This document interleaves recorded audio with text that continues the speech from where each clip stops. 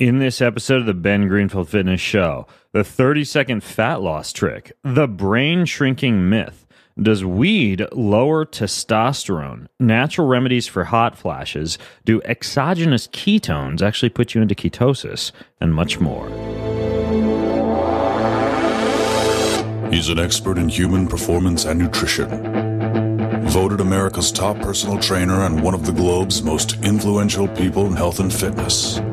His show provides you with everything you need to optimize physical and mental performance.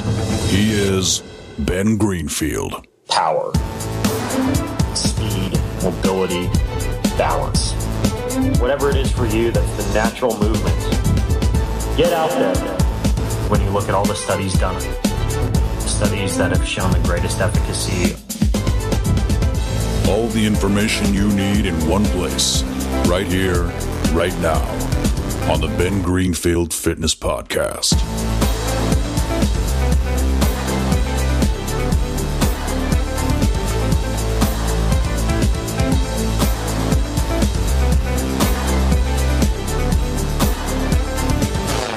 I'm pumped, Brock. I'm pumped. My muscles are all pumped. You're always pumped. You're the most pumped guy I know. I have veins everywhere. I'm Venus.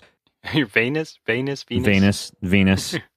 Hey, you know what I did? I did a blood flow restriction workout this morning. This is Bodyweight Wednesday.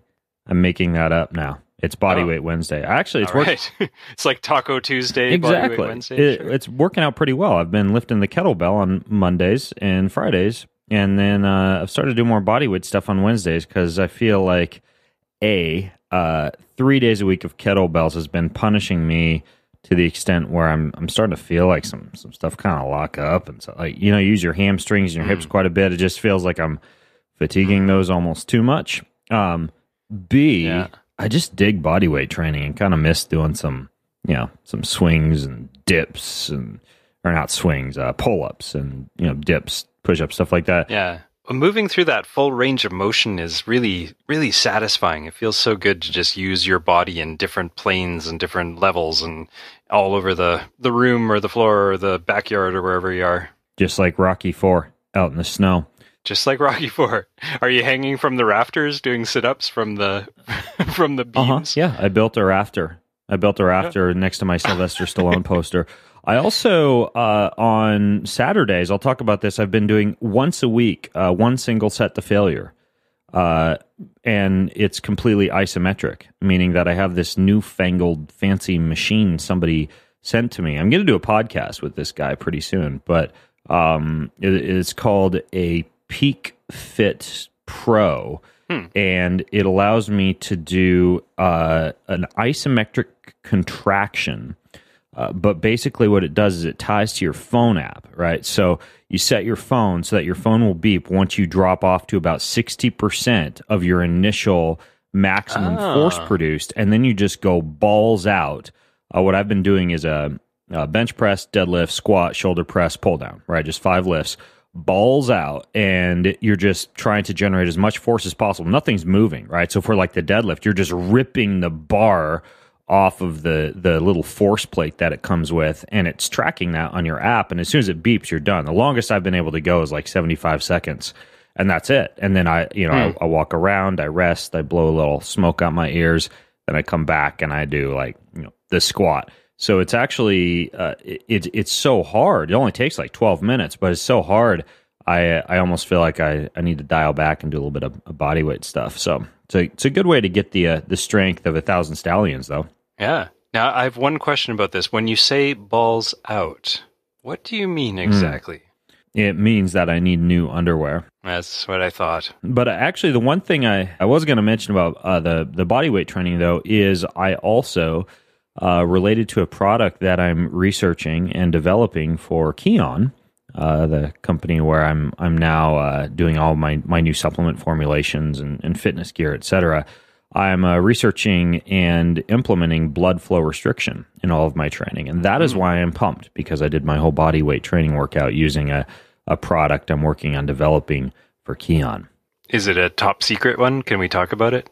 It's in the top secret Batman labs right now. We can't We just need to leave people waiting with bated breath, and I don't know what's... Don't tell anybody. I don't know what's better, bated breath or balls out. I'll try to use both as much as possible on today's show. Luckily, they don't mean the same thing, so we're okay. Yes, I hope. News flashes.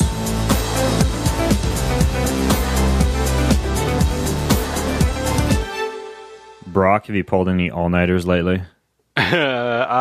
Nearly when we were in Peru. I had to do a couple of not all-nighters, but some awfully early mornings that made it feel like an all-nighter. Okay, well, I found a great little piece of research because if you happen to know that an all-nighter's coming down the pipeline, like maybe you've got a bachelor party or you're going to Vegas or you have a baby, like any of those that's probably the best one. Fun scenarios. New study that came out in the Frontiers of Physiology journal. And Frontiers of Physiology. Frontiers of Physiology. It really does need to be read in a big voice. If I had a journal about anything, I'd say Frontiers. Like if I ever launched a journal, like the Frontiers of bow hunting, the Frontiers of blood flow restriction training. Frontiers of new underpants. Needing. Frontiers of balls out with bated breath.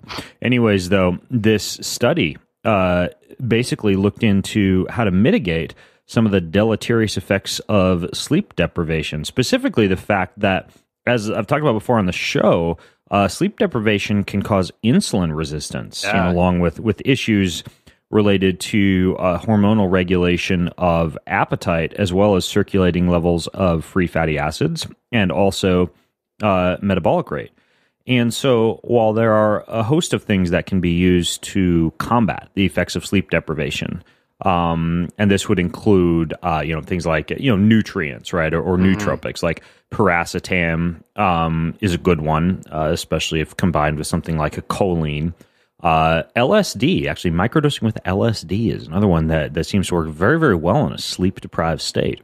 But this latest one does not involve any fancy supplements, but instead looked at the effects of high-intensity interval training to attenuate insulin resistance in sleep-deprived men. Oh, that makes sense. Yeah. Huh. So what they did was they had them do a high-intensity interval training session the day before. They basically had an all-nighter, 24 hours of sleep deprivation, and there was a significant effect in regulating insulin resistance. And in this case, the actual workout that they were doing was 8 to 12 60-second intervals at about 100% power output. So a pretty tough workout. Yeah. But ultimately, it turns out if you've got, let's say you've got a big night on a Saturday, either in the day on Saturday or during the day on Friday, do one of these high-intensity interval training workouts, past the point where you're using the what we would call the creatine phosphogenic system, which is the predominant system up to about 30 seconds. Like, go past that, go up to about 60 seconds, and it turns out that it has a pretty good effect at mitigating the effects of sleep deprivation. So it really does make sense, because we've known for a long time that high intensity intervals can do really help with insulin sensitivity. It ups it right away, and we know that it lasts a long time. So really, that's kind of putting two and two together. Yeah.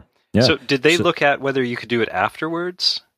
They didn't look at whether they could do it afterwards. However, I just interviewed a gentleman, and I'll release this podcast sometime in the next month or so. And it looks like when sleep deprived, one of the better types of workouts to do is actually an aerobic session, like a low intensity chronic kind of cardio steady state aerobic session to mitigate some of the deleterious effects of sleep deprivation if you're already sleep deprived. So this would be like going on a hike, for example. So we all know how good we feel, after a night in Vegas when we can, pull things together and go on a hike. That's what everybody wants to do. So, well, it's probably a smart move, but probably not the top of the list for most people when they get home from Cirque du Soleil. Not that many of our listeners are doing all-nighters in Vegas, anyways. No, they're much more creative than that. However, many of them probably do have babies, are probably more likely, as we've alluded to. Or studying really hard, because we've got a lot of smart cookies out there. Yeah, I pulled a lot of all-nighters in college. The thing is, though, I will link to this study over in the show notes, where I'll link to all the studies at bengreenfieldfitness.com/378. And if you want these hot off the presses, go to our Facebook page or our Twitter page, and I'll also link to those over at bengreenfieldfitness.com/378, because I try to stay on top of the research and tweet this stuff out as soon as it gets released. Tweet it or Facebook it or whatever you call Snapchat. Snizzer. That's right. I snap it. So here's another very interesting one. I just interviewed Eve Harold, who wrote a great book, and I'll link to this book in the show notes. It's called Beyond Human. It's all about anti-aging and nanobots and organ and kidney and heart transplants, but in a way that seems almost more scalable to the general population. It's a super interesting book. Just came out. But there is a paper, or I guess an article, based on a study that was done on the brain. And it turns out that, we're doing a lot these days. When I interviewed Eve, we were even talking about injecting stem cells into cerebrospinal fluid to enhance neurogenesis or to stave off aging of the brain. But this article goes into the fact that it appears our brain, to my delight, actually shrinks a lot less than what we've originally feared, and that many established facts about brain cells have been actually shown by modern science to be misconceptions. For example, significant loss of neurons is a normal part of aging. We've accepted that in science for a very long time. Yeah. But it turns out that you only lose like 2% of your neurons across your entire lifespan. Like your brain doesn't shrink that much at all as you age. So where did that myth come from? Why were they so misguided? Apparently in the findings that suggest that we lose 1% of our brain cells per year, right? Like that's sort of what people have assumed, which if you do the math, it would mean you'd lose 35 to 55% of your peak brain cells over the course of your lifetime. Which is terrifying. That was based off of studies on animal brains back in the 50s. And it turns out that using more modern techniques that adjust for shrinkage of the brain, meaning that older brains get smaller, but they actually retain most of their neurons. They just get more densely packed. It's actually only like 2 to 4% loss of neurons across a lifespan. That's great. So, I know. So your brain doesn't actually shrink. The article goes into a lot of other things. I recommend folks go read it if they like the brain. But here's one that's also quite interesting. It turns out that it's also a myth that alcohol abuse causes widespread major brain cell loss. So now I have to come up with another excuse to my children that for the reason that they shouldn't have a full glass of wine like mom and dad do with dinner. I'll probably have to move on to another organ. Well, I think the fact that they're 9 years old is probably a good enough excuse at this point. But it's not. You can't just tell a kid you're young. You can't do that. Like I don't use that approach with my children. I have to give them a scientific explanation. Fair enough. In the past, I've told them they need to wait until their brain's done growing. I suppose I should tell them they need to wait until their liver's done growing. There you go. But alcohol abuse harms the fatty insulation, the white matter that surrounds the axons of the neurons, and that impairs neuronal functioning. So I suppose I could tell them to make them stupid the next day at school. Yeah. But it doesn't actually lead to cell death. So you don't actually kill your brain cells when you're drinking. And so if you've been telling people that or thinking that yourself, that's not really the case. What you do get is a reversible myelination deficit. And remember, the myelins are comprised of oleic acid, which you get from olive oil. Another very important component of those membranes is DHA, right, which you get from like algae and fish oil and things like that. And so I suspect that in conjunction with any type of heavy drinking and all-nighters, and in addition to doing some really hard bicycle sprints, you'd want to chug some olive oil and get your hands on some algae, some chlorella or spirulina or fish. So it turns out that I suppose salmon and a hard bike workout are in order if you're going to go party. Nice. So it is reversible then, because at first I was going to say, well, that's just potato if it's like not killing cells, but it's making them function badly or not function at all. That's sort of the same thing, but this is totally reversible. It is reversible. Drink away, kids.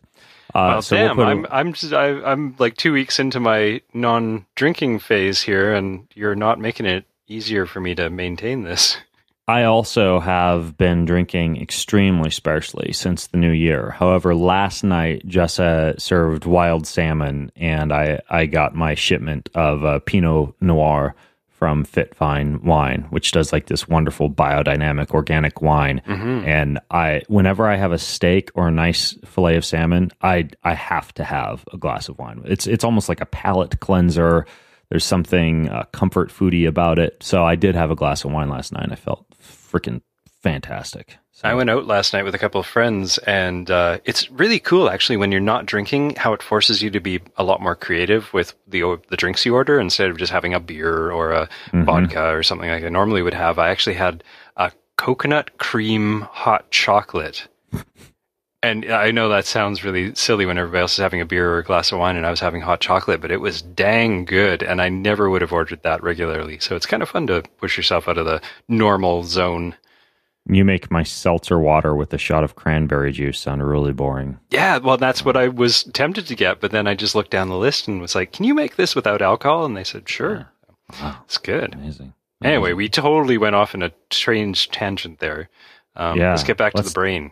Let's talk about tights, actually. Sure, okay. That's the next thing I want to mention. Compression tights. A lot of people wear compression tights. I took my kids to a basketball game the other night, and one of the point guard for their school team, he was wearing these compression garments, and I was explaining to the kids, as all fathers do during a basketball game, that the compression garments that the basketball player was wearing were not going to assist him with performance or his vertical jump or anything like that, but they would help him, for example, feel better at practice the next day because they can improve recovery from muscle damaging exercise. However, the research goes back and forth on the effects of compression garments on recovery. And this latest study that was in the Journal of Strength Conditioning Research investigated the efficacy of compression garments on recovery. And they did find them to be efficacious, but they also found that they're only efficacious if they're tight enough, like a gradated compression that's really tight. And so what that means is that if you just go out and you buy compression gear, but you can't feel that it's pretty dang tight, like almost like it's forcing blood up the extremities, it's probably not doing a lot for you. Exactly what it's doing.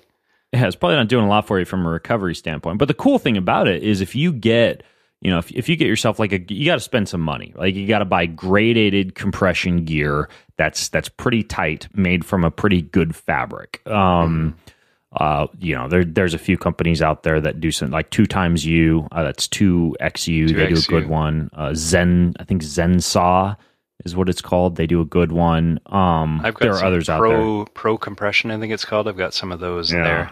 Basically, like you really have to struggle when you're putting it on. If it's too easy to put them on, it's probably not doing any job. It should be you should work up a sweat getting your compression gear on. You got to be like a freaking co-ed pulling on tight jeans before you head out to the club.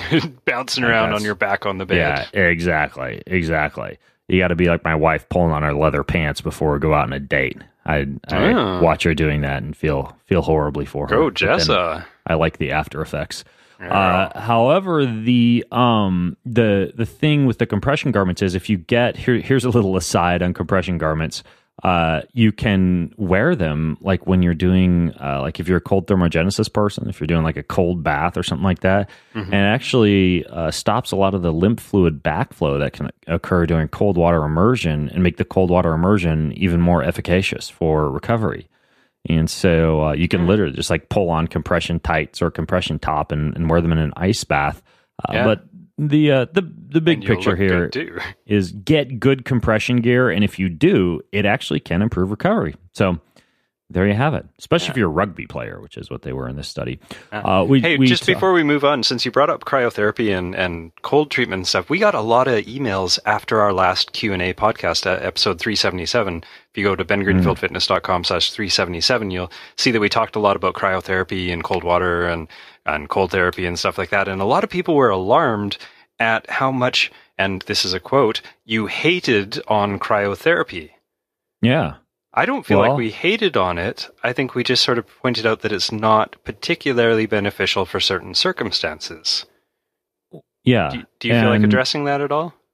No, because I pretty much summed up what I wanted to say, which is that cold water immersion is more effective. The research does not lie. No. And I'm sorry, I have many friends who run these cryotherapy like clinics where people pay to come in and do cryotherapy. And that's great if those people don't want to get wet or don't like to get their face underwater or they're in a real don't hurry like the mammalian dive reflex or they're in a real hurry. Or maybe that facility has some other things, right? Like they've got some recovery boots and infrared sauna. It's like one of those places you go for like the full meal deal, like a nail salon for biohackers. Right. But ultimately, I mean, I can't say that it's more efficacious than cold water immersion. And I feel bad because whenever I go to a city, it seems like somebody who owns one of these cryotherapy units will reach out to me and they're super nice. And I go, and a lot of times I do go and I'll use the cryotherapy just to do, to basically for a cool Instagram photo. It does make a good photo. It really does. But I mean, honestly, like if I'm in freaking San Francisco, I'm gonna go jump in the bay and do a little swim and get my head wet and get all the advantages that I know come with cold water immersion long before I'm going to go to downtown San Francisco and check into a cryotherapy chamber. I'm sorry. I listen to the research. That's just the way it is. So if you have a cryotherapy chamber, if you're a business person whose business relies upon that, great. But my advice to you is to not base your entire business around cryotherapy, but to add other things if you're going to do that, like float tanks and infrared and recovery boots and a lot of these other things, because you're not going to get guys like me sending tons of business to just a pure cryotherapy chamber, because frankly, people are going to save a lot of money filling up their bathtub with cold water. So there you go, kids. Yeah, there you go. I'm sorry. I speak the truth. Here's one. Kettlebell swings. I talked about how kettlebell swings were causing some issues with my back, but now I'm going to pull kettlebells back. I'm going to leave the cryotherapy chambers under the bus, but pull the kettlebells out from under the bus, because this was a randomized controlled trial in the Journal of Strength Conditioning Research that looked at the effects of kettlebell swings on lumbopelvic pressure pain thresholds. And what they found, what they found was that kettlebell swings actually create a reduction in muscle sensitivity to noxious pressure, which means they reduce the pain in low back patients, and they can actually be an efficacious way to decompress the spine and to reduce low back pain. In this case, they did 8 20-second rounds of kettlebell swings with a 10-second recovery period, which would be, what would that be, Brock? Quiz. 8 times 20 is Tabata set. 160. Tabata set. Oh yeah, that's the correct answer. Yeah. It's a Tabata set. 20 seconds on, so 4 10 minutes. seconds off, 8 times through. Now, I think that the reason that kettlebell swings have kind of been aggravating my back a little bit is because I'm training for that 100 1.5 pood, 53-ish pound snatches in 5 minutes, which is far different than like kind of a moderate to light kettlebell swing for low back pain. So it's all in the weight. I actually feel fantastic when I do kettlebell swings with a weight that I feel like I can manage. But these swings, I fight them, and sometimes my low back hurts more after than does it feel good. So ultimately, so they just qualified it as a moderate intensity. Is that what they called it? Yeah, they weren't using a super heavy weight in this study. The journal's like 20 feet back behind me, hidden in my stack back there. I've got the abstract over here though while we're recording, and I don't have the exact weight in front of me, but I don't think they were using a very heavy weight at all. These are like low back pain patients, so it's not like they were using the gorilla from On It, right? Yeah, it's unlikely they'd load them up too much if they're already in pain, but the movement is the important part, I guess. Right, exactly. But basically, it turns out that kettlebell swings are a good exercise for low back pain rehabilitation or management of low back pain. So among all the other benefits of kettlebell swings, including beating out just straight up sprinting when it comes to fat loss and metabolic rate increases. So have your kettlebell around. Plus, a kettlebell fits under a desk a lot more easily than a treadmill. Yeah. Well, and you don't have to actually have a specific kettlebell. Like I use these things called power blocks as a kettlebell, because you can basically grip it the same way and get the same sort of thing. It doesn't look as cool, but I mean, you could use a freaking briefcase. I mean, like anything. Yeah. Or a bleach bottle. A child. Fill it with cement. Yeah. A bleach bottle filled with cement. That's the next thing you're going to see for sale. I already have those for Big sale. Five Sporting Goods. Okay, I've got one other that I wanted to mention to folks, and that's this idea that if you take antioxidants after exercise, supposedly it blunts the hormetic response to exercise and actually does more harm than good. And so in the past, I've always said if you're going to take curcumin, high dose vitamin C, vitamin E, any other type of antioxidants, that you should save that antioxidant supplementation for a different time of day than your actual workout if you don't want to impact fitness.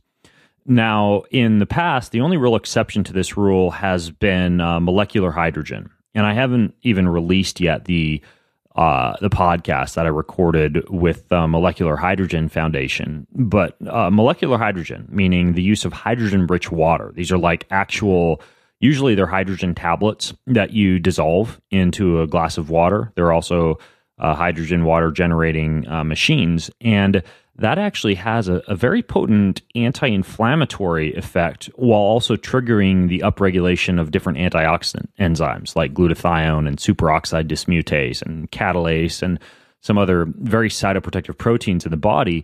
And it turns out that molecular hydrogen does not blunt the hormetic response to exercise when used as an anti-inflammatory in that way. And up until basically I saw this other study I'm going to talk about, I figured that was really the only way that you could fight off the inflammation from exercise without blunting the hormetic response.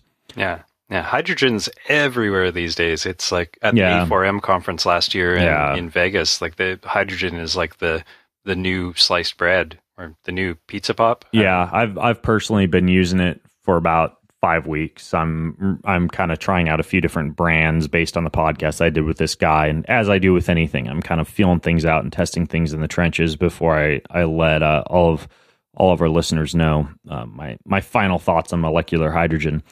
But ultimately, aside from molecular hydrogen, it turns out, based on this most recent study entitled "Impact of Polyphenol Supplementation on Acute and Chronic Response to Resistance Training," that certain polyphenol blends can be an effective strategy to increase antioxidant capacity without limiting the hormetic response to exercise. In this study, they actually were assessing squat, leg press, and leg extension, and maximum strength increases, also the acute and chronic adaptations, specifically to strength training.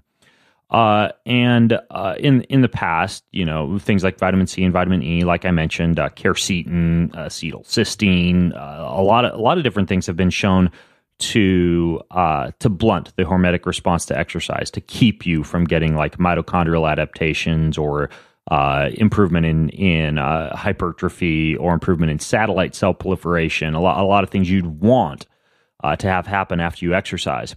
But in this particular study, they found that a specific blend of polyphenols was able to provide an antioxidant effect without blunting the hormetic response to exercise. Mm-hmm. So we actually talked about this back in July. Not the same study. We actually talked about a Subversity I was going to say, this study came out in like November of 2017. I think in the article we talked about Subversity, specifically that was like a green tea extract. I think matcha.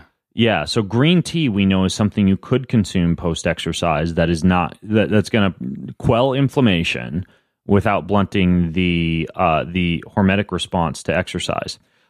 In this study, the exact blend that they used Camellia sinensis, which is what? That's basically a green tea. I have it. Okay. I have it growing up in my kitchen right now. Cool. It's in addition to one other plant I'll talk about on a podcast someday. I'm growing as part of my 2018 gardening hobby.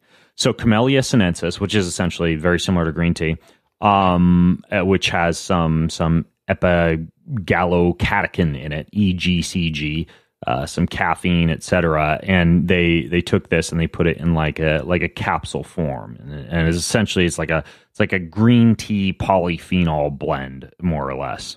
And they actually found that this was a very effective antioxidant. So it turns out that yet again, green tea and this specific EGCG, and the full paper is available for free online, so I'll link to it over at bengreenfieldfitness.com/378. But it turns out that it's a great little like post-workout recovery kind of like technique, whether you're using whatever, matcha green tea or some kind of a tea extract or a blending in green tea or anything that's got green tea in it. I would be careful if it's got a whole bunch of other things thrown in there, because the whole bunch of other things that you're going to find in a lot of these like high ORAC, high antioxidant compounds may not be doing you any favors if consumed right after exercise.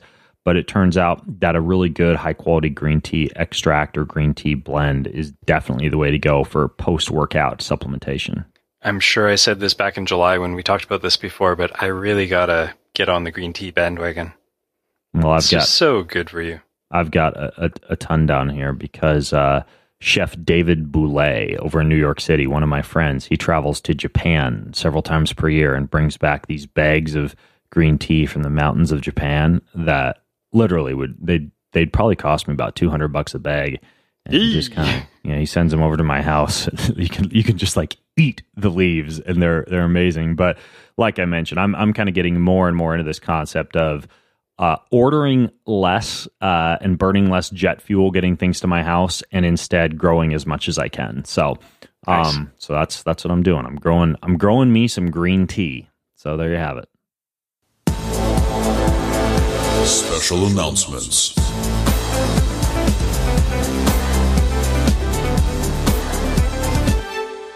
All right, before I give you guys some discount codes on some killer products, and then when we move into Q&A, look for me at the end of January at this in LA. I'll be in Costa Mesa speaking at an event called Cal Jam, CALJAM, which is like a mashup of rock music and chiropractic physicians, which we all know is well known to be the everybody's been clamoring for that. Can I adjust your back and play you the jazz flute, sir? So actually, it kind of sounds like a delicious spread. It does. Cal Jam. Cal Jam with some peanut butter. I like exactly. It. Yeah. Cal Jam. TM. Heard here first. There you go. Anyways, though, in addition to Cal Jam, and by the way, you can just go to bengreenfieldfitness.com/calendar, and anywhere and everywhere I'll be, including all of my races, Spartan events I'll be competing in, everything, places I'll be speaking. That's all over at the bengreenfieldfitness.com/calendar. But I've got if you go right now, it may be a little sparse, but hang on, because a lot of stuff is about to be confirmed, and it's going to blow up. Yeah, my speaking, what do you call it? Tour. About to get in the tour. Your tour de force. Yeah. Anyways, though, Purithrive. Remember when I interviewed the researcher, Thomas? What was his last name? I forget. Some smart dude. Anyways, he talked about liposomal vitamin C blended with ginger and turmeric and curcumin and a few other compounds in terms of the effect on lowering blood sugar, the anti-inflammatory effect, the effect on bloating and digestion, like this host of effects when you actually wrap your head around how to get this stuff in an absorbable form, because a lot of these components are notoriously non-absorbable or unabsorbable or just hang around the gut rather than producing systemic effects. Well, he helped to provide the research for and develop this supplement called Purithrive. Purithrive, P-U-R-A, Thrive. It's a good name. Yeah, it is a good name. They're giving everybody 15% off. All of our listeners, 15% off, 30-day, 100% money-back guarantee. This stuff tastes really good, too. It's like addictively good. You can't go wrong with all those ingredients. Yeah, purithrive.com/Ben Greenfield. Purithrive.com/Ben Greenfield. So if you want to quell inflammation and heal up the gut a little bit, and it's even got like DHA in a vegan form in there, so no fish died to make Purithrive. You get Thomas DeLauer. Thomas DeLauer, that dude. So check it out, purithrive.com/Ben Greenfield, automatically 15% off. While you're at it, also you can go and get your crotch shocked. So acoustic sound wave therapy. This is something that I personally do. I've been doing it about 3 to 4 times a year. And what you do is you go in and you get a 20-minute treatment that is essentially using acoustic sound waves. And they blast these things at your crotch, and it breaks up plaque in old blood vessels, and it makes them more elastic, and it stimulates the growth of new blood vessels thus giving a man a stronger erection or better orgasms, or like for a man who has like ED or something like that, it gets rid of that. And then for women, they earmuffs kids. If parents, you don't want to explain this to your children, but otherwise, but you should keep it on and explain this to your children. In women, they just toss a condom over the thing and shove it up inside you, and do the same thing for women too. Same thing, breaks up old blood vessels and gives you better orgasms. And I think it's great. I think it's better living through science because in the past I've had to just like basically do the splits over a CD player. So this works way better. I think this is great for people with ED. I mean, there's all kinds of great medications out there for helping with that, but this is like something you don't have to pop an hour before or 45 minutes or whatever it is before having your sexy times. Right. This is like an actual like solution that lasts for months or years. I just wrote an article for Men's Health where they sent me, it's online actually, they sent me five different like Chinese gas station dick pills and had me try them all and see what happened. And I mean, most of them just made me feel like my heart was going to explode. And I get like cold, clammy hands. They're nasty, these pills. And of course, we tested them, and mostly they're just like caffeine and ephedra and freaking like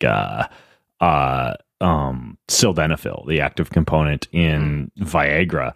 But anyways, the thing is, the timing, right? You have to time it so that you get it right when you have to take them like right when they're going to hit your system perfectly. Yeah, and just hope somebody doesn't drop by for a visit like right at that time and interrupt your sexy times. Then you have to sit with a book across your lap. The acoustic sound wave therapy just kind of sticks with you for a couple months. So nice. $150 off. Just text the word Greenfield to 313131. You'll be good to go. $150 off any of those Gains Wave treatments. So check it out. Finally, this podcast is brought to you by Fresh Books. Fresh Books. It is not, as the name might imply, a way to read more books. No. Even though that would be a really good name for a book reading company. Or like a delivery book of the month club. Right, exactly. Instead, they make a ridiculously easy-to-use cloud accounting software for freelancers. So freelancers, basically people who write or work online, who need to do things like invoice and track expenses and get paid. FreshBooks drastically reduces the time. They've got over 5 million people who use their software. Even when tax time rolls around, they have a nice little tidy summary of all your expense reports, your invoice details, your sales tax summaries. And they make freelancing very simple and very speedy. And what they are doing is they're offering a 30-day unrestricted free trial to all of our listeners. And it's very simple. You just go to freshbooks.com/Ben and you enter Ben Greenfield Fitness in the How Did You Hear About Us session. Anybody who works on, whether you're like an independent contractor, entrepreneur, startup, this is an incredible bookkeeping solution. So it's called FreshBooks. If you haven't tried it or you don't know about it, you definitely need to check this out. Because just word of warning, though, they're Canadian. They are Canadian. Yes. So if you have a problem with us Canadians, you may want to rethink it. It's that just makes it the politest accounting software on the face of the planet. And it has a funny accent like me. Sorry. Freshbooks.com/Ben and enter Ben Greenfield Fitness, and you'll be good to go. Nice. Listener Q&A.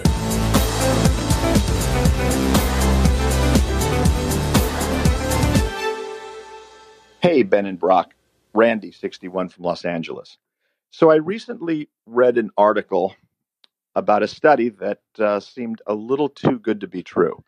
Basically, the subjects did one sprint of 30 seconds. I think it was on a bicycle in a fasted state. And this resulted in weight loss. I'm assuming they did it every day or every other day. And that's all they had to do. The concept being that sprinting in a fasted state increases leptin receptors, which makes your body believe that your leptin levels are high. Therefore, it blunts your appetite and raises fat metabolism. So this is fascinating to me. and I wondered if you guys knew anything about this particular study or this concept, and could let me know what your thoughts are, because, hey, I got an extra 30 seconds to spare. So have you heard about this this study or this article? Yeah. Have you read about this thing? Yeah, I have. Yeah, me too. And I agree. It did sound too good to be true.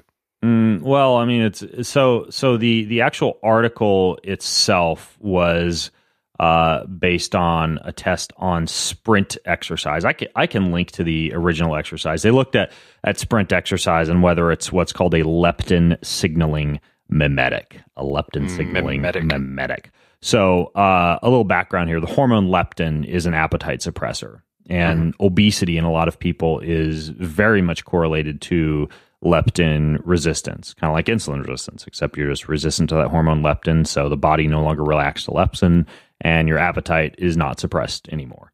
And so, yeah, sad trombone music. So this study suggests that sprinting could kick off the same cascade of signals as leptin does, like causing a drop in appetite. So it not only burn calories and bump up the metabolism a little bit, but also suppress the appetite.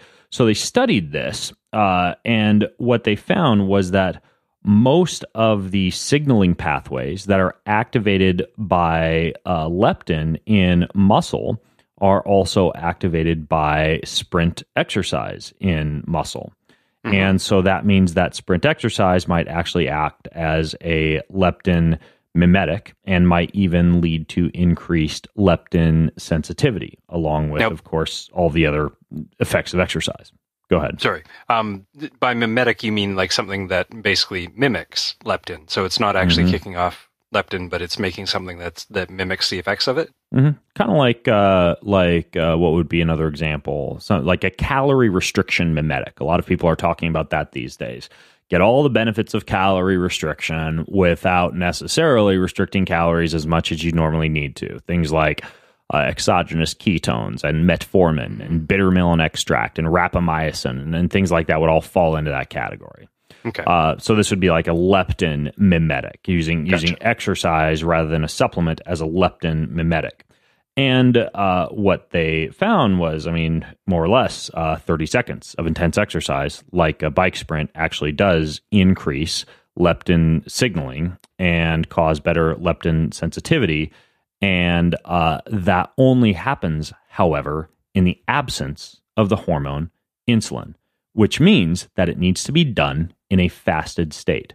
So 30 seconds of sprint exercise in a fasted state can actually significantly improve leptin sensitivity and act as a leptin mimetic. And in this case, they use what's very similar to what's called like a Wingate protocol, which is just, it's an ungodly difficult test, but it's essentially just like 30 seconds of incredibly hard exercise on a bicycle after a decent warm-up period. And so as long as you're doing something like that in a fasted state, it appears that it does indeed lead to increased leptin sensitivity.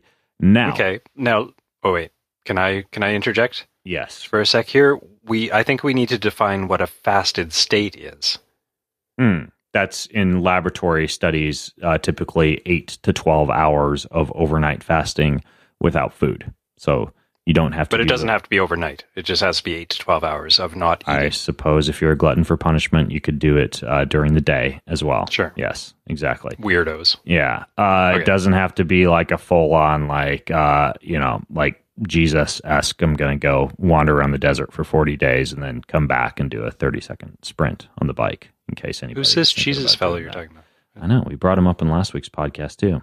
One of my very popular guy. One of my favorites.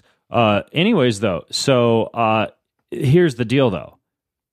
There is zero evidence from this study that this actually leads to fat loss, right? So people are like, oh, it's a 30-second, fat loss trick. Well, technically, yes. If you resist the urge to pat yourself on the back and go do your 600-calorie butter coffee and egg and slabs of giant bacon after you've done your sprint exercise in a fasted state, and if you actually are at either a calorie deficit or regular or negative calorie state, there's a lot of other things that need to be in place for something like this to actually work. But as we've seen over and over again in other fasted state studies, it does look like it's something that could be efficacious for at least controlling appetite.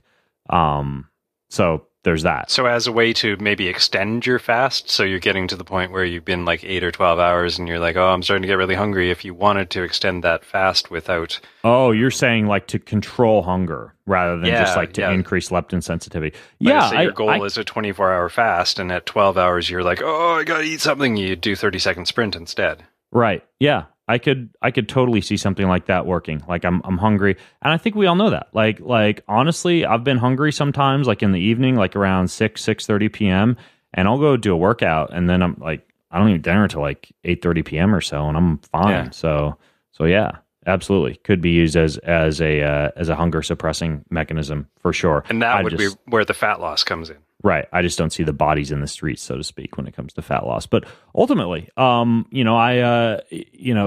why there are other components of fitness you want to hit, right? Like if you want to train your VO2 max, you got to exercise hard for about 4 minutes, bursts of exercise. Lactic acid tolerance, rather than 30 seconds hard one time, would be like, 20 seconds on, 10 seconds off, 8 times through, like that kettlebell swing protocol. Yeah. You still need to lift heavy. You still need to lift explosive. Like I've woven a lot of these concepts into the program that I wrote called the Look Good Naked Longevity Program. And I'll link to an article that I wrote about that in the show notes over at bengreenfieldfitness.com/378. Like all the things you'd want to do in addition to just doing 30-second sprints. For those of you who want to kind of like use this, but then also utilize some other protocols as well. So I'll link to that one. Word of warning, don't just jump off the couch and do the Look Good Naked and longevity plan. Maybe work up to it a little bit. It's not for the faint of heart for the most part. It's actually, it's quite scalable. It's only like 30, 40 minutes a day. Yeah, no, it's not the duration. Yeah. It's often the intensity. Oh, yeah. Well, the intensity is all scalable too, right? Like 30 seconds hard for one person is different than 30 seconds hard for another person. So yeah, it's just, it's surprising how people don't understand that their hard doesn't have to match their buddies, and they blow themselves up and then they can't work out for the rest of the month. Yeah. Speaking of not working out for a month, let's talk about weed. Hey, what's up, Ben? This is Brian Stanton from Philadelphia. Big fan. So I had a question on CBD and sexual health.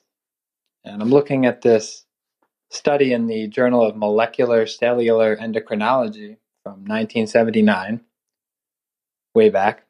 And it's called The Effects of Cannabinoids on Testosterone and Protein Synthesis in Rat Testes Leydig Cells in Vitro.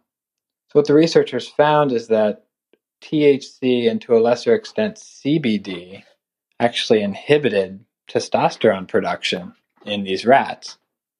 So this seems like pretty bad news for anyone using marijuana or CBD. I've started using CBD myself after hearing about it on your podcast. It's pretty great. But the study's giving me pause, so I wanted to get your thoughts on it, as well as any other research you might know about. And I look forward to your answer. Thanks, Ben. So, testosterone is kind of the... No, that's not a good intro. Do you have something? Let me see. Yeah, okay. Here we go. Okay. So basically, we have known since the late 1970s, as Brian has so intelligently alluded to, that high rats cannot have good sex. Dude. I think that's the biggest takeaway. Yeah, bummer rats. Bummer. This is actually something that's been looked at quite a bit, the effects of cannabinoids. So the 1979 study was called the effect Cannabinoids. Cannabinoids? What did I'm high. That I struggle with that word every single freaking time. It's one of those annoying things. Remember that one podcast that we did where I made my edibles, my homemade edibles?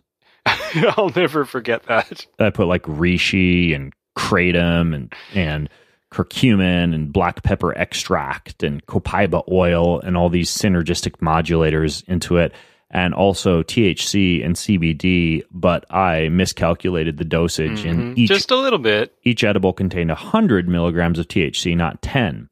I thought it was 200 instead of 20. No, it was 100. Ridiculously high. It was 100. 100 is a lot. and I ate one in the morning because I wanted to see what a day on THC, what all these so-called functional potheads feel like all day. So I had one, and I went to record the podcast, and we got like halfway through the podcast. Do you remember this, Brock? Yeah. Yeah, I was like talking away. I made a really good joke, and there's like silence. Mm-hmm. My voice slowed. I started to slur my words, and I wanted to see what would happen. So I literally put on a heart rate monitor, wandered upstairs, crawled into bed, and slept for like the next 12 hours. And when I woke up, I looked at the heart rate data, and there were periods of time while I was passed out in bed that my heart rate got up to 180. Isn't that crazy? I had like ventricular tachycardia. And meanwhile, I was sitting there wondering if he had died or something. Yeah. And eventually Jessa actually messaged me on Skype and said that you had gone to lay down. Yeah, to lay down. The bag full of Cheetos. Eyes rolling back in his head. Anyways, this original study looked at the effects of cannabinoids on testosterone and protein synthesis in rat testes Leydig cells in vitro, meaning like basically in a test tube.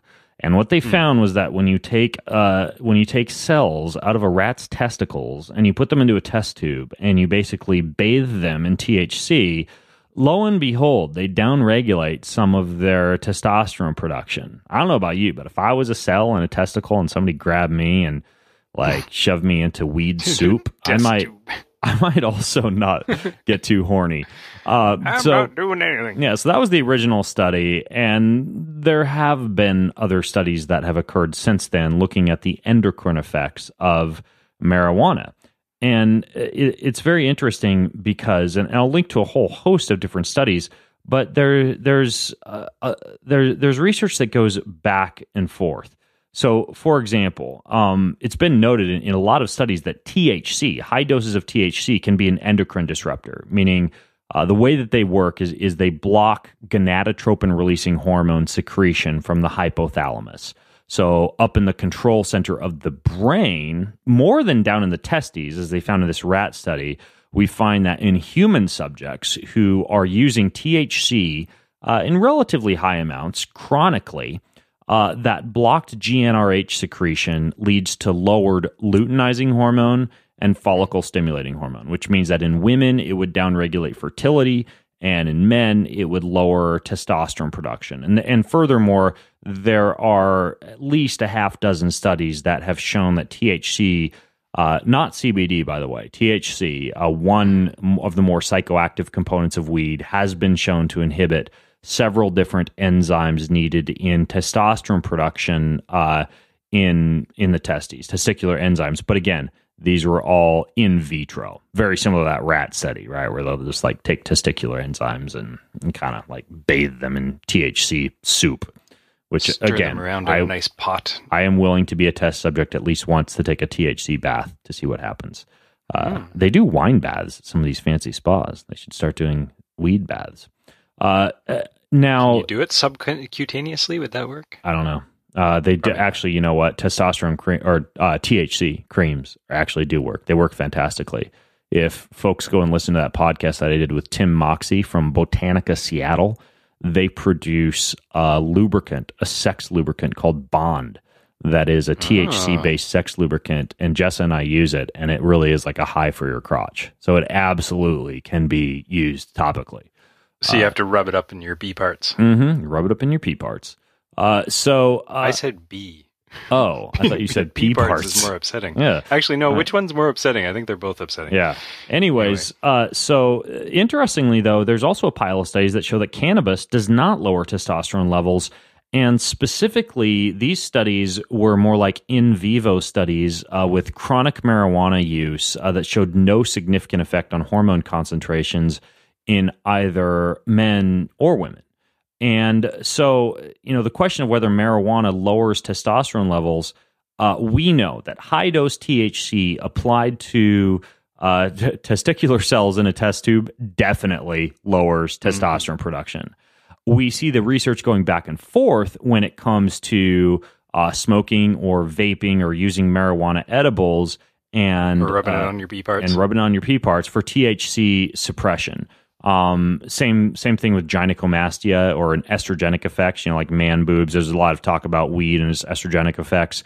Again, the studies that have actually shown an estrogen-like effect were done on isolated cells taken from rats inside test tubes, not on actual humans. So and that's likely because it's been classified as like it was a class 1 substance for the longest time. Mm-hmm. Now that it's getting legalized all over the place, hopefully we'll see more tests that are actually done on humans rather than in test tubes, right? Yep, exactly. So most of the studies, as I'm going through the research, most of the studies that I can find that do hint that there might be a deleterious effect on hormonal production, specifically on that gonadotropin releasing pathway from like the higher level control centers causing the body to produce lower levels of testosterone, were A, in men, and B, high levels of THC taken chronically, somewhere in the range of 10 to 30 milligrams per day, which means that if you're using, let's say, an indica blend of marijuana to help you relax at the end of the day, and maybe you're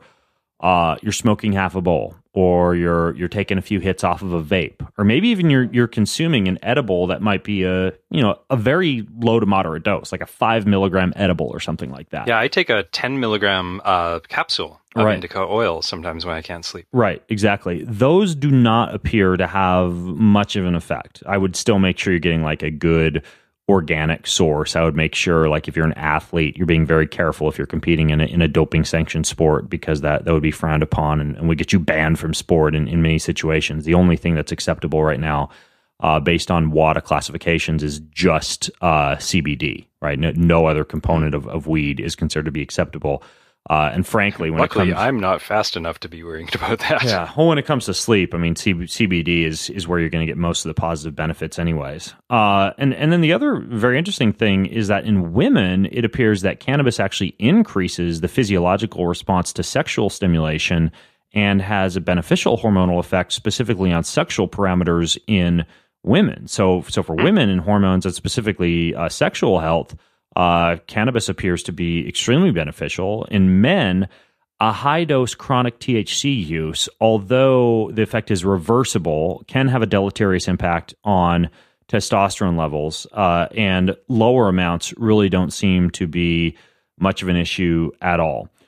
Is it reversible or is it temporary? It is reversible. Okay. It is reversible, meaning like once you stop, your testosterone levels can start to go back up. Yeah, that's what I meant by temporary. Yeah, you don't have to do anything, or you don't take an antidote. It just returns to normal. Although the liver is going to convert THC to 11-hydroxy-THC, which is a lot more significant in terms of how long it lasts in the body. So if it's an edible, that's probably going to have a little bit more of an effect than like vaping or smoking, which will get out of the system Interesting. a little bit more quickly. If, for example, you found that THC affects your sexual performance or affects your testosterone, probably edibles would not be the best thing for you. Now, I have a pretty comprehensive article where I go into the effects of marijuana on athletic performance, on muscle growth, on hormones, on testosterone, on appetite, on weight gain.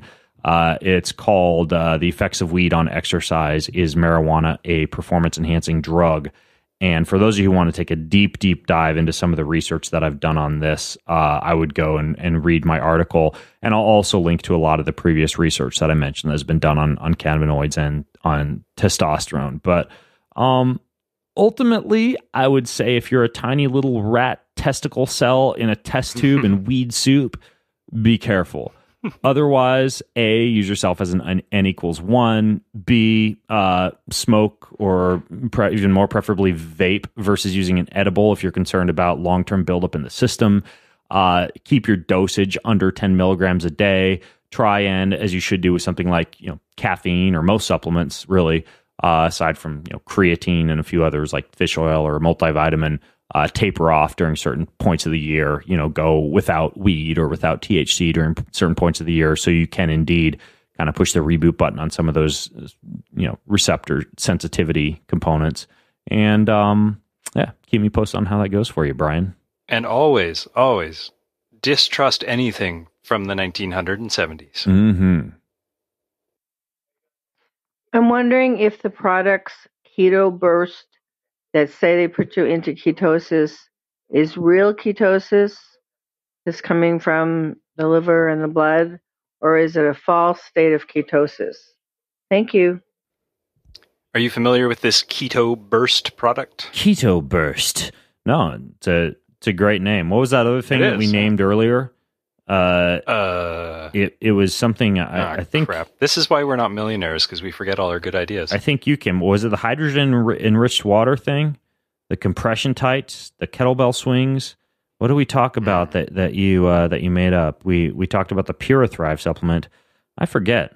Anyways, maybe I need to quit. $1 million idea, and it's gone. I need to quit smoking. Oh wait, we recorded it. Oh, we recorded it. We can go back. Maybe we will do that. Go back. Anyways, though, Keto Burst. I wish I could remember. Didn't we made up a name for something, and it wasn't pea parts. Anyways, no. Keto Burst sounds great. That sounds like gum. It sounds like a gum or something you might see in like a Pokemon movie, like the Keto Burst character. You know that gum that had like the gooey inside, and you'd bite into it, and it would like squirt like gel into your mouth. That's like. That'd be a good idea, actually, for ketones. Like you chew the gum and it squirts ketones into your mouth. That's disturbing. There we go. They call it keto squirt. Anyways, before this digresses, ketones, exogenous ketones. That's a horse we've kind of beaten to death on this podcast. But these exogenous ketones, so they don't, contrary to popular belief, work as a magical weight loss supplement. They can help to get you into a higher state of ketosis. You know, when you consume an exogenous ketone, they can get you into that state where you're utilizing ketones for a cognitive effect, or for an energy effect, or for an appetite regulating effect, but they're not going to necessarily burn fat off the body unless you actually are in a state of calorie deprivation, for example. Now, they do help to sustain weight loss by regulating hormones that affect weight. Like, for example, there's this hormone called cholecystokinin, or CCK, that gets released by your intestines after you eat, and that's responsible for stimulating fat and protein digestion, and it inhibits the emptying of the stomach, and that reduces appetite. So it turns out it's a really good regulator of food intake. And it turns out that both the consumption of exogenous ketones as well as being in ketosis can raise levels of CCK, meaning eating a ketogenic diet or consuming exogenous ketones can really help you avoid food cravings. So that's one thing that exogenous ketones can actually do, along with just an overall appetite suppression. It turns out they may have a little bit of a blood sugar stabilizing effect as well. I've written before about the longevity enhancing effects of exogenous ketone supplementation because of that calorie restriction mimicking effect that we brought up earlier. And so there's a lot of benefits of taking these exogenous ketones. As far as whether or not they actually work to get you into ketosis, yes. Not only do they put you into a state where your ketone levels are elevated at 1 or 3, or even when I've used a ketone ester above 7 millimolar, but they can do so without you needing to go into quite as significant a state of carbohydrate deprivation or calorie deprivation as you would need to do without having those exogenous ketones around. However, you can also jack up your ketone levels with these exogenous ketones and not be in a state of calorie deprivation, not be in a state of carbohydrate deprivation, meaning that your blood glucose levels are high at the same time as your ketones are high. And essentially the only benefit that you're getting from them at that point is a little bit of a cognitive boost, possibly an effect on decreasing the rate at which telomeres shorten via that longevity effect,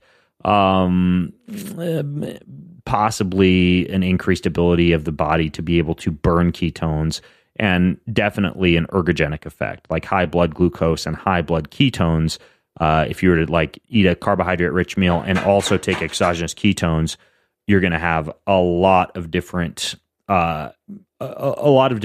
forms of fuel on board to burn for energy. And I've done this in the past. I did it before, like a Tough Mudder, and it was like freaking rocket fuel. But at the same time, it's not the state of ketosis that our hunter-gatherer ancestors would have been in when hungry, out foraging or hunting, and low in liver glycogen, low in muscle glycogen, and thus high in ketones because they were burning so much of their own fat for a fuel that high levels of ketones were also being produced, thus giving them an alternate source of energy for their diaphragm or their brain or their liver. The only way that you can get into that true state is, as you would guess, fasting, calorie deprivation, longer aerobic exercise sessions without quite as much fuel, or the use of these exogenous ketones, but in the absence of high amounts of carbohydrates or even high amounts of calories, period, including protein. So what the idea is it's false ketosis if you're taking exogenous ketones and not restricting calories or not restricting carbohydrates. It's true ketosis actually if you're in a calorie deprived state, a fasted state, and you're using these to just enhance ketosis even more. I mean, it's really as simple as that. Yeah. Well, it really almost comes down to, and one of the reasons why I chose this question for the podcast was because it almost comes down to more of a metaphor almost of like if a tree falls in the forest and nobody's there to hear it, did it still fall? It's like if you're peeing out or breathing out ketones, if you're able to measure a high level of ketones in your blood, even though you've had a scone and a latte in the last hour, is that still ketosis?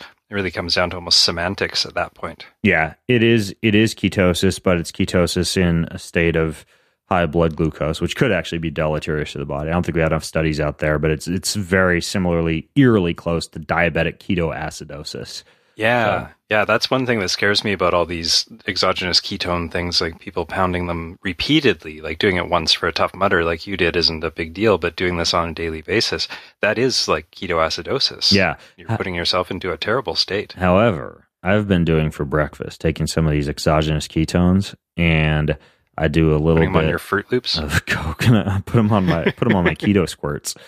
I do a little bit of coconut milk and a little bit of coffee, a little bit of stevia, a little bit of nut butter, and some ice, and then I blend it up with these ketone salts, and it's like having like a mocha chocolate peanut butter ice cream for breakfast. And I did the calorie count on it. It's like 250, 300 calories, and I'm not hungry till like 2 p.m. So it's almost like I got to be careful so that I don't lose too much weight.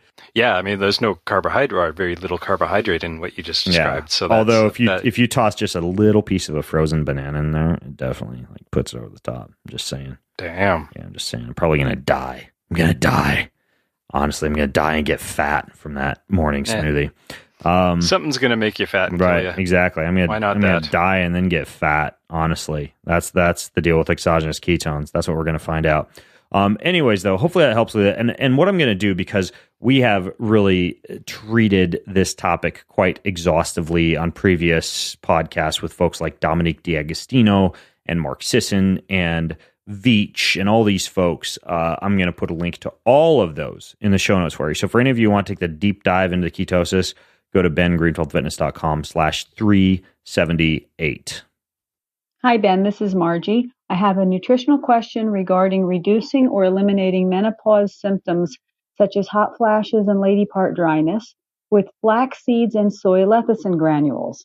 I've been eating 3 tablespoons of fresh ground flax every day for a month and have noticed an improvement along with softer hair, and my facial skin tone is better. I want to add 2 tablespoons of soy lecithin as well. I have also taken a daily dose of evening primrose for years and still do. Am I on the right track? Is this a good idea for daily consumption or weekly? I am 54, entered menopause last March, and am in super terrific physical shape. Thanks so much. I've been looking for some kind of a solution for my hot flashes for years now. The only thing that I've been able to find is that if I don't eat that 36-ounce ribeye steak before I go to bed, I tend to not wake up with the hot flashes around 2 a.m. And when I do have the Thanksgiving dinner or the ribeye steak, and then like a big old slice of apple pie and ice cream before bed, I don't wake up with the hot flashes. Well, those aren't really hot flashes. That's meat sweats, I believe is what it's called. Oh crap! The meat sweats. I thought they were meat hot flashes. filling sinus cavities. Disappointed now. I actually thought I had hot flashes. I can stop. Remember that Simpsons episode? Which one? when Homer enters the steak eating competition? It's like, no. Steak filling sinuses. No. Must keep eating. But I haven't watched that many Simpsons episodes. I've watched a lot of Family Guy episodes back in the day. Anyway. I don't watch anything now. I'm an old fuddy-duddy now. I mean, I watch like YouTube videos on like guitar tablatures. That's about the extent of my. You just TV read a watching book these days. every day, like some kind of nerd. I do read a book every day. That's probably why I don't watch much. Anyways, though. Margie. So the ground flax. Ground flax is basically very high in lignans, which supposedly convert in your intestines into substances that tend to balance female hormones. That's kind of like the idea behind taking them. However, the research, I'm sorry, that's been done on flax seeds, and there's really great papers you can go look up at the Mayo Clinic and beyond, and including PubMed. There's really no good peer-reviewed clinical research behind flax seeds or flaxseed oil or flaxseed powder in easing hot flashes in postmenopausal women or also in breast cancer patients, the two populations where they've done most of these studies on flax seeds. Now, flax seeds do contain lignans, and there is evidence that lignans may promote fertility or reduce perimenopausal symptoms and may help to prevent breast cancer. However, the biggest studies that have been done specifically on ground flaxseed show no significant decrease in hot flashes specifically. So if you're looking for something for hot flashes, I can't say that I was able to find any evidence for flax seeds to be beneficial for that, although they may help out a little bit with balance of hormones such as estrogen or progesterone, especially in perimenopausal women, and to a slightly lesser extent in postmenopausal women. Now, the thing with the soy, and soy, this is the part I'm interested. Yeah, and soy being a remedy. So when it comes to soy, very, very similarly, it's like an estrogen mimetic, I suppose you would say, because we've just been using the word mimetic so much. And many menopausal women have looked into soy as a sensible alternative for hot flashes and for menopause. And they've actually done some studies on this too. They've done some studies on soy and compared it to like estrogen therapy, hormone therapy, etc.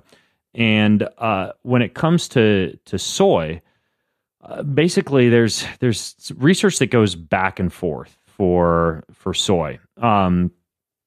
For example, in Asian countries where soy is a dietary staple, women do tend to get fewer hot flashes than women in the U.S. But then when you look closely at soy's effect on menopausal symptoms, the results are pretty mixed. So there was a study in Italy in 1998 that found a 45% reduction in hot flashes in women consuming a soy protein compared to a 30% improvement in a placebo group. But for every positive study like that, there's other studies that show zero soy-related benefits. There was another study in 2002 where women were consuming 100 milligrams of soy isoflavones, which is like an extract of soy, and they did experience a significant decline in menopausal symptoms like hot flashes and mood swings and sleep difficulties. A decline meaning it got better. Yeah, it got better. But then they had another study where they used the same amount of soy supplementation. There was zero relief compared to a placebo pill, like a dummy pill, basically. So the research, I suspect this is due to genetic individuality and the fact that some women may find that soy works for them and some women don't. And there's probably a lot that we don't know when it comes to specific SNPs associated with soy metabolism that causes them to help. But all of the studies that were showing benefits from soy, I can tell you they were conducted with pills containing soy isoflavones. And so if you're looking for a pill, or if you're looking for something to use, you would want to use like a concentrated source of soy isoflavones versus just like eating a bunch of tofu or soy milk or whole soybeans or edamame or miso or tempeh or something like that. I would just, and again, these studies were using somewhere in the range of around 100 milligrams of soy isoflavone. So that's what I would experiment with. And if it doesn't work for you, then it doesn't work for you. And you're probably not one of those people who would be sensitive to soy as an alternative remedy for hot flashes. There are some other things that have been studied kind of interestingly for hot flashes, though. And I want to point out the fact before I fill you in on a few of those that hot flashes in research have been shown potentially to offer like a protective effect. Like they found that women who experience hot flashes in menopause have like a lower risk of developing breast cancer and stroke and heart disease, and that like hot miserable moment is somehow protecting you against something, and so it's kind of like a catch-22, right? So that's the difficult part. And so it may be kind of like a fever. Like when you get right. a fever, it's actually part of the immune system doing its job. Right, exactly. Now, we do know that caffeine and alcohol, and I know a lot of menopausal and postmenopausal women do have that, big fishbowl-sized glass of wine at night. Is that why you know who you are if you're listening in? That, spicy food, sugar, all of those can actually exacerbate hot flashes. But a few things that seem to work as far as a little bit of research that have been done on hot flashes, acupuncture therapy. Some of the research on that looks pretty good. And in terms of herbs, chasteberry is another. Chasteberry is actually really good for both men and women at balancing hormones a little bit. Black cohosh is another as a supplement. And maca root is another that has a little bit of research behind it for hot flashes. And so acupuncture, maca root, chasteberry, black cohosh, trying soy isoflavones and seeing if they work for you, and probably not on the flaxseed powder, just because I couldn't really find much research at all on that one, would be a few of the things to look at. And then also understand that, maybe instead you should just like kind of figure out ways to get through the hot flashes. You could use like a chili pad in the bedroom, which is like something that goes underneath the mattress that kind of like generates cool water while you sleep. Things that assist with getting back to sleep after you wake up, like like CBD or passion flower extract, things like that could help out a little bit too at relaxing you after you wake up. If you want to like have your cake and eat it too, have your hot flash and eat it too. Those are a few though that I could actually find okay research behind. So hopefully that's helpful. I'll put links to a few of these in the show notes if that helps you out. But yeah, unfortunately, I would say that I can't give you a definitive answer. Flax and soy may help a little bit if you're using soy, or I'm sorry, soy may help a little bit. Flax not. If you're using soy, use soy isoflavones, and ultimately, just don't eat too much spicy food and a big glass of wine before bed. Bummer, but good stuff still. Mm-hmm. Yes, and try some keto squirts. Yes. Okay. Delicious. Oh, I thought what the other thing was that it was the Book of the Month Club that we came up Month with. Club. Yeah, the Fresh Books. Oh, Fresh Books. That's right. Fresh Books. Sadly, that name is already taken. Keto. Well, should we give something away?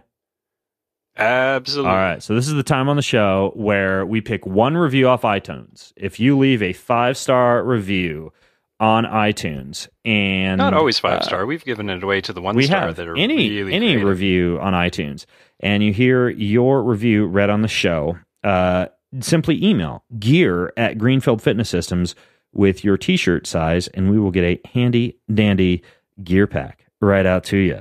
And so today's iTunes review is called Well Worth the Time Investment by Tahoe North. You want to take this one away, Brock? Yeah.